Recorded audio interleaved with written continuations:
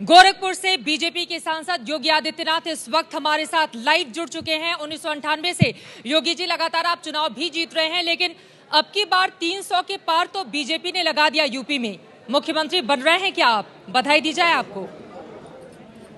हाँ जी,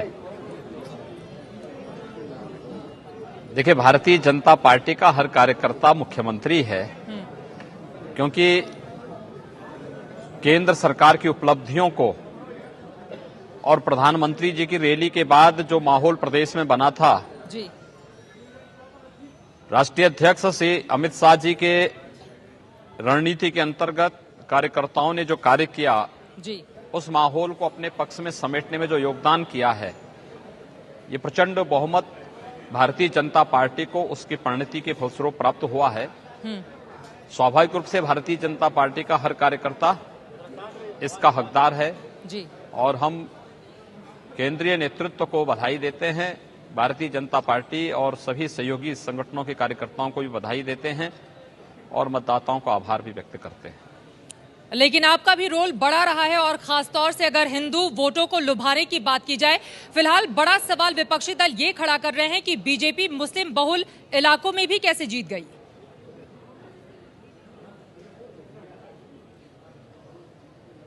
देखिए, इस जीत को और बड़ी होनी थी, लेकिन मैं इसमें एक और बात जोड़ लेता हूं कि विपक्षी दलों की साजिश के अंतर्गत जी, पश्चिम में मुस्लिम महिलाओं को मतदान नहीं करने दिया गया। अगर वे सभी मतदान करती तो भारतीय जनता पार्टी और भी सीटें जीतती और बसपा की तरह समाजवादी पार्टी का भी सफाया हो गया होता। उनको गनीमत मानिए कि अभी समाजवादी पार्टी के पास लाज बचाने लायक सीट बची हुई हैं जी, और बहुजन समाजवादी पार्टी को तो 2014 में ही जनता ने बाहर का रास्ता दिखा दिया था, तो उनको जनादेश उसी प्रकार से मिला भी है। चूंकि बसपा का आप जिक्र कर रहे हैं, अब से कुछ ही देर पहले मायावती ने प्रेस कॉन्फ्रेंस की है और उन्होंने कहा है कि जितने भी लोग वोटिंग करने के लिए गए थे विपक्षी दलों को तो एक भी वोट ही नहीं पड़े, वोटिंग मशीन में ही खराबी थी।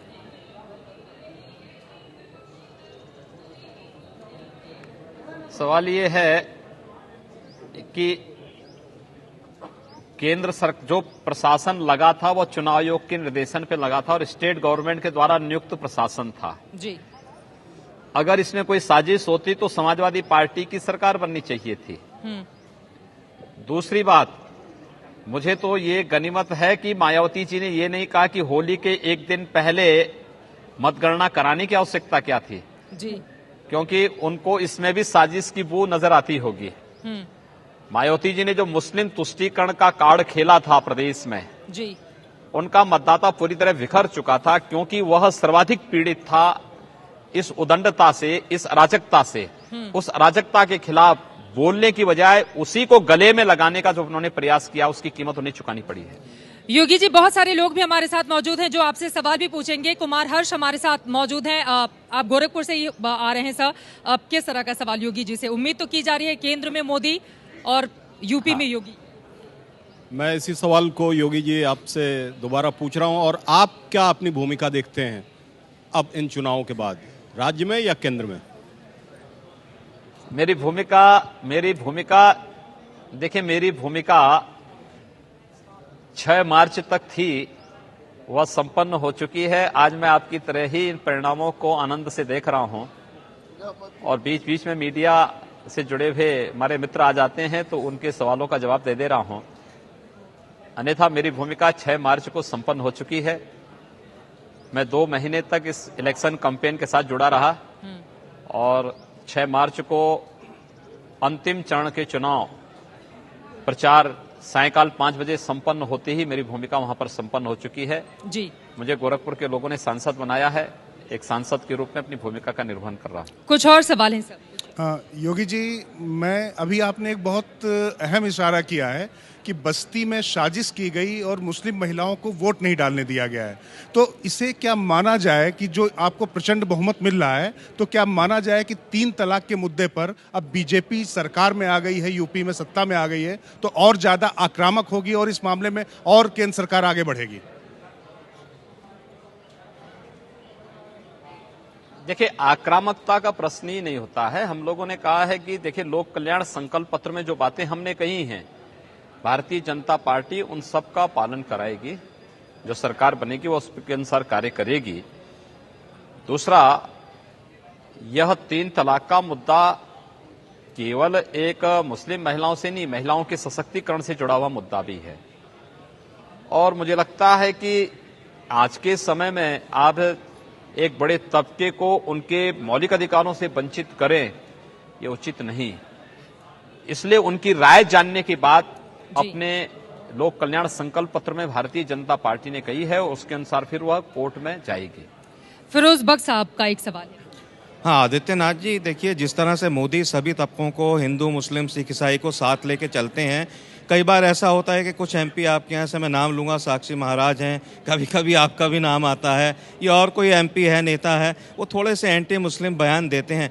तो क्या रणनीति रहेगी? अब चूंकि एब्सोल्यूट पावर है यूपी में, क्या आप मुसलमानों को उसी तरह से ट्रीट करोगे जैसे वाजपेयी जी ने एक दफ़ा कहा था कि मुसलमान हमारी संतान की तरह हैं और हम उनको बराबरी का सलूक लेके चलेंगे? योगी जी, क्या आपको केंद्र की मोदी जी के नेतृत्व की सरकार के समय इन 2.5 वर्ष के दौरान कहीं कोई भेदभाव नजर आया? केंद्र की जितनी भी योजनाएं हैं वो युवाओं के लिए बनी हैं, महिलाओं के लिए बनी हैं, किसानों के लिए बनी हैं, व्यापारियों के लिए बनी हैं। हम सबका मानना है विकास सबका होना चाहिए, सुरक्षा सबको मिलनी चाहिए, लेकिन तुष्टिकरण किसी का नहीं होना चाहिए। अपराधी अपराधी है, आतंकवादी आतंकवादी है और भ्रष्टाचारी भ्रष्टाचारी है। इन सबको जाति, मत या मजहब के साथ जोड़ के नहीं देखा जाना चाहिए। इनके साथ जितनी सख्ती हो सकती उतनी सख्ती की जानी चाहिए। लेकिन ये प्रश्न मुस्लिम समाज से भी है कि वह इस प्रकार के तत्वों के साथ अपने को न जोड़ें, क्योंकि इससे पूरे समुदाय की छवि स्वयं खराब होती है। वे वोट बैंक बनकर के न रहें, बल्कि समाज की विकास की इस प्रक्रिया के साथ आगे बढ़ें। उनका भी कल्याण होगा, देश का भी कल्याण होगा। लेकिन ऐसा होगा कैसे? आपने एक भी उम्मीदवार को टिकट ही नहीं दिया था। फिलहाल कमर आगा साहब हमारे साथ हैं, वो भी आपसे सवाल पूछना चाहते हैं। सबसे पहले तो मैं आपको बधाई दूंगा जीत की, और दूसरी बात ये पूछना चाहूँगा, क्या मंदिर के निर्माण का कार्य कब से शुरू होगा? जल्दी होगा या डेवलपमेंट पहले चलेगा? अब तो जो आप लोग चाहते थे वो हो गया, मंदिर निर्माण कब से शुरू होगा? हम लोगों ने हमने कहा ना कि हम संवैधानिक दायरे में रहकर के समस्या का समाधान निकालेंगे। अभी सरकार गठित नहीं हुई है, सरकार बनने दीजिए, संवैधानिक दायरे में रहकर के समस्या का समाधान भी होगा। आप सबको आमंत्रण भी जाएगा। अयोध्या में भगवान राम के भव्य मंदिर के निर्माण का मार्ग भी प्रशस्त होगा। लेकिन तारीख बताएंगे क्या योगी जी आप? मैंने कहा ना, अभी सरकारी गठित नहीं हुई, अभी सरकार की तिथि तय नहीं हुई कि सरकार कब शपथ लेगी। शपथ लेने के बाद सरकार अपनी प्राथमिकता सबके सामने रखेगी, सार्वजनिक रूप से रखेगी। इसलिए मुझे लगता है कि इसमें बहुत जल्दीबाजी दिखाने की आवश्यकता नहीं। सर, ये सवाल इसलिए था, हर चीज होगा। जो लोक कल्याण संकल्प पत्र में जो बातें कही गई हैं उनका अक्सर से पालन करेंगे। क्योंकि अमित शाह जी के साथ आपकी जो रैली हुई थी, रोड शो हुआ था गोरखपुर में, वहां पर जय श्री राम के नारे भी बहुत लगे थे। फिलहाल हमारे साथ कुछ और मेहमान हैं जो आपसे सवाल पूछना चाहते हैं। योगी जी, बड़ा बेसिक सवाल, क्या ये चुनाव पोलराइज्ड था? जी देखिए, चुनाव विकास और राष्ट्रवाद के मुद्दे पर लड़ा गया। प्रदेश एक तरफ केंद्र की मोदी सरकार की उपलब्धियों से प्रसन्न था, तो दूसरी तरफ सपा बसपा के 14 वर्ष के कुशासन से त्रस्त था। स्वाभाविक रूप से केंद्र की उपलब्धियां, भारतीय जनता पार्टी के राष्ट्रीय अध्यक्ष श्री अमित शाह की रणनीति और भारतीय जनता पार्टी के कार्यकर्ताओं ने उस रणनीति के अनुसार अपने मतदाताओं को अपने पक्ष में समेटने के लिए जो कार्य किया, जो परिश्रम किया, प्रचंड बहुमत हमारे पास है। नकारात्मक राजनीति सपा बसपा ने, कांग्रेस ने की, उसका खामियाजा उन्हें भुगतना पड़ा। कुछ और सवाल मैं आपसे योगी जी पूछना चाहता हूं कि आपको उत्तर प्रदेश में एक भी मुसलमान नहीं मिला जिसको कि आप उम्मीदवार बनाते? प्रचंड बहुमत से तो आप जीत गए, लेकिन एक भी उम्मीदवार आपको मुस्लिम नहीं मिला था जिसको आप उम्मीदवार बनाते। जी सर। टिकट का आधार हिंदू और मुस्लिम नहीं था, टिकट का आधार जिताऊ और टिकाऊपन का था। हमारे पास जो आवेदन आए थे उन आवेदनों की अलग अलग चरणों में उसका स्क्रीनिंग हुआ और उसके बाद फिर उन टिकट उसके बारे में तय किया गया। जो व्यक्ति हमारे पास टिकाऊ और जिताऊ की शर्त को पूरा करता था हमने उसे टिकट दिया। और मुझे लगता है कि आखिर इस कोटे को तो सपा बसपा पहले ही पूरा कर चुकी थी, तो फिर इतने मुसलमानों को टिकट दे के करते भी क्या जब उतनी सीटें नहीं थी उनके लिए थे। तो चलिए कुछ और सवाल। क्या जिस हिसाब से आपको मैसिव मैंडेट मिला है उत्तर प्रदेश में और सभी जाति धर्म के लोगों ने आपको दिल खोल के वोट दिया है, तो क्या आपको लगता है कि अभी राम मंदिर का बनने का प्रोसेस जल्दी शुरू होगा या इसमें कुछ स्पीडअप होगा? देखिए, हमने कहा संवैधानिक दायरे में रहकर हम इस समस्या का समाधान निकालेंगे और आप इंतजार करिए, अभी सरकार आने दीजिए, कार्य प्रारंभ होने दीजिए, एक एक करके सारे रास्ते निकलेंगे। राम मंदिर का इंतजार यानी कि अभी और लंबा होगा। साहब का सवाल। योगी जी, कब्रिस्तान वाला मुद्दा आपने भी उठाया था, वो लंबा क्या नहीं होगा, गोलबंदी बहुत के लिए होगा। जुमलेबाजी थी या आगे जी कुछ हाँ। उस पर करेंगे आप लोग फिर नया?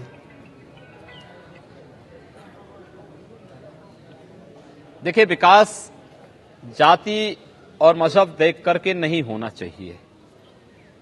जनता में विकास की प्राथमिकताएं तय होनी चाहिए। हमारी प्राथमिकता सड़क, बिजली, पानी, अच्छा स्वास्थ्य, अच्छी शिक्षा, जनता को सुरक्षा, ये सब है, या हम कब्रिस्तान की बाउंड्री तक अपने को सीमित कर लें। यानी अगर आप केवल कब्रिस्तान की बाउंड्री वाल तक सीमित कर रहे हैं तो इसका मतलब आपकी प्राथमिकता जनता की बुनियादी सुविधाओं में नहीं है। आप केवल एक वोट बैंक को बनाए रख करके अपने उल्लू को सीधा करना चाहते हैं। लोकतंत्र ऐसे में नहीं चल सकता। लोकतंत्र को चलाने के लिए आपको स्पष्ट होना पड़ेगा, पारदर्शी तरीके से योजनाएं बनानी पड़ेंगी और योजना का लाभ हर जाति, हर मत, हर मजहब के साथ को एक साथ मिले, समान रूप से मिले, इसकी व्यवस्था करनी चाहिए। भारतीय जनता पार्टी इसके लिए प्रतिबद्ध है। जैसे केंद्र की मोदी सरकार कार्य कर रही है, जो भी योजनाएं चलाई हैं वह सबका साथ और सबके विकास को लेकर के है, वैसे ही प्रदेश में बनने वाली सरकार भारतीय जनता पार्टी की भी कार्य करेगी।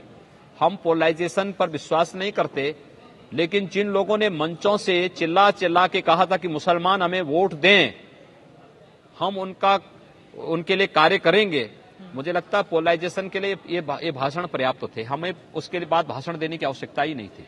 योगी जी, आप भी हर एक मजहब को साथ लेकर चलने की बात कर रहे हैं, ये अच्छी बात है। दिबांग आपसे सवाल पूछना चाहते हैं। योगी जी नमस्कार। योगी जी, हाँ देखिए, अब पहली बार आप कुछ मुस्कुराते हुए दिखाई दिए हैं, वरना आप इतने गंभीर मत रहिए योगी जी। लग रहा है आप तनाव में हैं कि मुझे लिया जाएगा या बनाया जाएगा या नहीं। आप अभी मुस्कुराते, पहली बार आप मुस्कुराते हुए दिखे। मैं बाकी चैनलों में भी देख रहा हूँ और बहुत अच्छे लग रहे हैं आप मुस्कुराते हुए। मुस्कुराते रहिए। आप क्यों इतने तनाव में हैं? नहीं, मैं पूरी तरह मुस्कुराहट में हूँ, प्रसन्न हूँ, मैं कोई तनाव में नहीं हूँ। योगी जी, अगर मैं आपसे पूछूं कि सबसे बड़ा कारण क्या रहा कि भारतीय जनता पार्टी की न केवल जीत हुई है बल्कि इतनी बड़ी जीत हुई है, इतनी प्रचंड जीत हुई है, तो आप दो बड़े कारण क्या मानते हैं? आप गोरखपुर में आए थे ना जी। मैंने आपको उस समय बोला था कि 300 प्लस बीजेपी करेगी, तो मैंने तब भी इस बात को कहा था और उस समय भी मैंने कहा था कि हमारी सकारात्मक पहल, केंद्र सरकार की उपलब्धियां, विकास और राष्ट्रवाद के मुद्दे पर मजबूती के साथ आगे बढ़ना, नकारात्मकता को एक सिरे से खारिज करना, यह भारतीय जनता पार्टी की जीत के कारण रहे हैं। और स्वाभाविक रूप से केंद्र की मोदी सरकार ने अपनी उपलब्धियों के माध्यम से पूरे देश को एक नया संदेश दिया है कि विकास कैसा होना चाहिए, और मुझे लगता है कि वह बहुत कुछ कहता है। योगी जी, मैं चाहूंगा कि अब इस सवाल का जवाब आप मुस्कुराते हुए दीजिएगा। तब आपने मुझे बताया था गोरखपुर में कि 3 बड़ी खूबियां क्या होनी चाहिए मुख्यमंत्री ने। आपने ये भी कहा था कि तीनों खूबियां आपके पास हैं। अब आप बताइए कि कितने चांसेस हैं? हाँ, मैं कहता हूं कि हर एक कार्यकर्ता के पास पूरे चांसेस हैं और भारतीय जनता पार्टी का संसदीय बोर्ड जिसको भी मुख्यमंत्री के रूप में नियुक्त करता है वह हम सब के लिए जो है हम सब उसका समर्थन में उसके साथ खड़े होंगे, पूरी तरह समर्थन करेंगे। लोक कल्याण घोषणा जो हमारा घोषणा पत्र रहा है, संकल्प पत्र रहा है, उसके अनुसार साथ में कार्य करने को तैयार है। योगी जी, यहाँ पर मैं जानना चाहूंगी, आप बहुत साफ साफ बात करने के लिए जाने जाते हैं, लेकिन मुख्यमंत्री के सवाल को आप गोल गोल घुमा रहे हैं। 1998 से लगातार 5 बार आप गोरखपुर से चुनाव जीतते चले आ रहे हैं। अगर मुख्यमंत्री पद के दावेदारों में देखें तो आपकी मजबूती सबसे ज्यादा है, फिर आप अपनी बात खोलकर कहने में मुझे लग रहा है थोड़ा संकोच कर रहे हैं। देखिए, हम लोग किसी पद के दावेदार नहीं हैं, एक। दूसरा, हमें प्रदेश में सपा बसपा के कुशासन से मुक्ति चाहिए थी, हम लोग उसमें सफल हैं। भारतीय जनता पार्टी के नेतृत्व में विकास और राष्ट्रवाद के मुद्दे पर मजबूती के साथ आगे बढ़ेंगे जी। इसका भी हमें दृढ़ विश्वास है और इसी दृढ़ विश्वास के साथ हम कार्य भी करेंगे। कुछ और सवाल? योगी जी नमस्कार, सीधा सवाल, आप मुख्यमंत्री बनना चाहते हैं या नहीं? नमस्ते जी। या कोई भी कार्यकर्ता मुख्यमंत्री बनेगा, हम उनके साथ में हैं। योगी जी, आपको बधाई इतने मैसिव मैंडेट के लिए।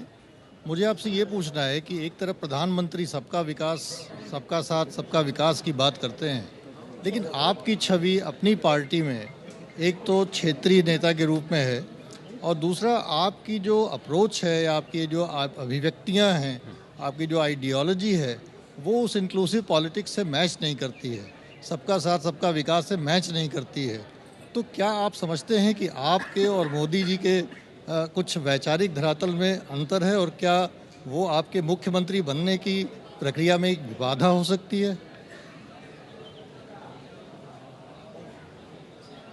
देखिए, आपने गोरखपुर की जमीनी हकीकतों को देखा होता तो संभवतः ये प्रश्न आप मुझसे नहीं पूछते, एक।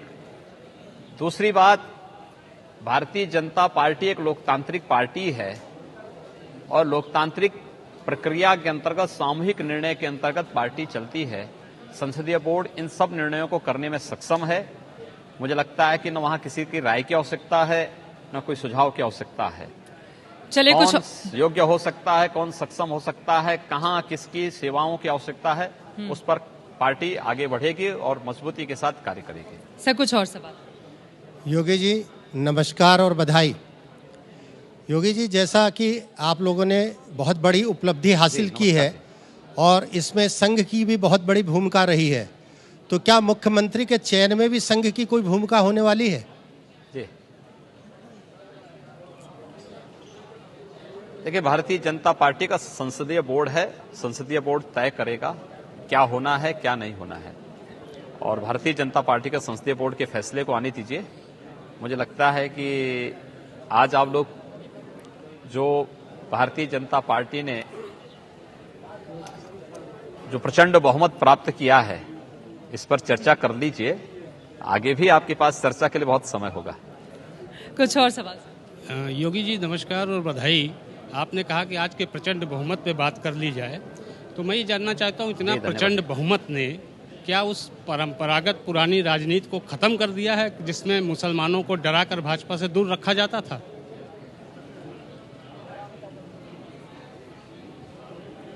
हमने कब डराया था? हमने तो कभी नहीं डराया किसी को। अब कोई स्वयं भागना चाहता है, वोट बैंक बने रहना चाहता है, तो अब उसका कोई उपचार थोड़ा है। हमने तो सबके लिए दरवाजे खोले थे और सबके साथ और सबके विकास का नारा 14 से पहले 2013 में, 2012 में भारतीय जनता पार्टी ने ही दी थी, मोदी जी ने दिया था। मुझे लगता है कि प्रदेश के समग्र विकास के लिए आवश्यक है कि सभी लोग मिलकर के कार्य करें, सौहार्द स्थापना में अपना योगदान दें, प्रदेश के विकास को और उत्तर प्रदेश को देश के विकसिततम राज्यों में स्थापित करने में अपना योगदान दें। तो मुझे लगता है कि हम लोगों को प्रसन्नता होगी और प्रसन्नता होगी। जी हाँ, योगी जी आपको बधाई। एक सवाल है जो बहुत बुनियादी है कि कम से कम 2 राज्यों में, एक राज्य में तो आप बुरी तरह से हारे हैं, दूसरी में भी हारने की स्थिति में और तीसरी में भी कांटे की टक्कर चल रही है। इसका मतलब ये हुआ कि जहाँ भी जो भी सरकारें थीं वो संभाल नहीं पाई, अपने को रिटेन नहीं कर पाई और उनको हार का सामना करना पड़ा। आपका जो केंद्र सरकार है उसमें तमाम सारे विभाग हैं जो जहां अभी जड़ता और यथास्थिति है, भ्रष्टाचार भी है। इस प्रदेश में अगर ये सरकार हारी है तो चीज़ों को फार्मुलेट यानी उसको इम्प्लीमेंट न करने के कारण हारी है। आदमी राशन की दुकान पर गल्ला नहीं पा रहा है, भूखों मर रहा है, नहरों में पानी नहीं पहुंच रहा है, किसानों की फसलें सूख रही हैं, तमाम सारी ऐसी बातें हैं। आप अगर मुख्यमंत्री हुए, हालांकि ये काल्पनिक सवाल है, तो आप ऐसा क्या करेंगे कि इस भ्रष्ट नौकरशाही और इस व्यवस्था की जड़ता को खत्म करेंगे? मान लीजिए अगर आप हुए तो क्या पहला काम करेंगे? महत्वपूर्ण सवाल सर। देखिए, भारतीय जनता पार्टी का कोई भी कार्यकर्ता मुख्यमंत्री होगा, अपने लोक कल्याण संकल्प पत्र के अनुसार कार्य करेगा, शासन की शुचिता, प्रशासन पारदर्शिता लाने के लिए पूरी तरह प्रतिबद्ध होगा। केंद्र की मोदी सरकार उनके सामने एक आदर्श के रूप में है और जिस तरीके से केंद्र में श्री नरेंद्र मोदी जी के नेतृत्व में 2.5 वर्ष से सरकार चल रही है, कोई विरोधी भी उस पर कोई आरोप नहीं लगा सकता है। मुझे लगता है कि प्रदेश की सरकार इसी तरीके से बड़ी मजबूती के साथ प्रदेश के अंदर कार्य करेगी, जन भावनाओं का सम्मान करते हुए विकास और राष्ट्रवाद के मुद्दे को लेकर के आगे बढ़ेगी। योगी जी, क्या आपको लगता है 2017 का ये प्रचंड बहुमत 2019 में भी बीजेपी का रास्ता सही साफ कर देगा, बाकी विपक्षी दलों को किनारे कर देगा? ये सवाल इसलिए क्योंकि जम्मू कश्मीर के पूर्व मुख्यमंत्री उमर अब्दुल्ला का बयान सामने आया है। उन्होंने कहा है कि 2019 की नहीं बल्कि अब हमें 2024 की तैयारी करनी चाहिए। बीजेपी इसको कैसे देखती है?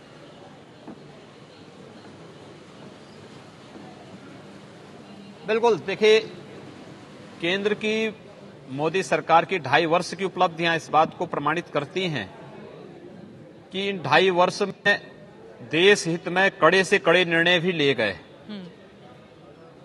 जनता का जो प्रचंड समर्थन मोदी जी को प्राप्त हो रहा है, भारतीय जनता पार्टी को प्राप्त हुआ है, इस बात को प्रमाणित करता है कि 2019 भारतीय जनता पार्टी बहुत आसानी से अपने पक्ष में करेगी। और उमर अब्दुल्ला ने अगर ये बात कही है तो स्वाभाविक रूप से सभी दलों को 19 में अपने को अलग कर देना चाहिए और 24 के लिए अपनी तैयारी अभी से करें, जो कहीं लड़ाई में दिखाई भी दें। अन्यथा मुझे नहीं लगता है कि उनके लिए कोई रास्ते बचे होंगे। विजय विद्रोही का एक सवाल है। योगी जी, मेरा एक छोटा सा सवाल है आपसे, आपकी निजी राय जानना चाहूंगा कि 318 का प्रचंड बहुमत मिला है, ऐसे में आपको क्या लगता है कि नवनिर्वाचित विधायकों में से ही किसी को मुख्यमंत्री बनाया जाना चाहिए या फिर केंद्र से भी किसी को भेजा जाना चाहिए, या फिर सांसद? भैया देखिए, तय तो संसदीय बोर्ड को तय करना है। संसदीय बोर्ड जो तय करेगा हम सब उसके साथ में हैं। ये तो निजी राय पूछ रहा हूं, इसीलिए तो मैंने कहा निजी राय है आपकी। देखिए, कोई निजी राय इसमें नहीं होती है। इस सामूहिक फैसले निजी राय से नहीं चलते हैं। लोकतांत्रिक पार्टी है भारतीय जनता पार्टी जी, उसका अपना संसदीय बोर्ड है, उस तय करेगा और जो भी तय करेगा हम सब साथ में हैं।